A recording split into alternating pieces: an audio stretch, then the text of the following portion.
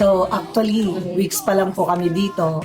Pero ang maganda po, dahil sa sistema ng Prospera, ay napakagandang resulta na meron na po kami. Sa unang cheque pa lang po namin magkasama. Hello, great morning everyone. Po si Roderick Now. Kakasimula lang po namin dito sa Prospera X Global, Pero very excited kami, kasi ang sarap niyang gawin, ang magaang siya, ilapit sa mga tao. Hindi ka mahihirapan. Kaya in just a matter of few weeks, talagang medyo maganda na po yung resulta. At ang nagustuhan ko po dito sa company na to, talagang very supportive, ang management, yung mga board of directors. So kadyo-join lang po namin.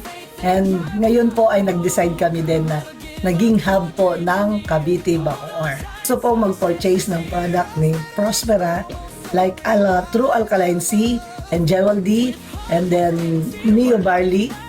Kami po ang legit. Doon po sa mga taga Cavite, hindi na po kayo mahihirapan gawin yung business ng Prospera X, kasi po meron na po kayong makukuhanan ng product sa Cavite, Bacoor area po. So kami po yun, at bibigay namin yung aming contact number at yung address para alam niyo kung saan po kayo course. Kaya yun po talagang nagpapasalamat po kami na nakita namin itong Prospera X at alam namin na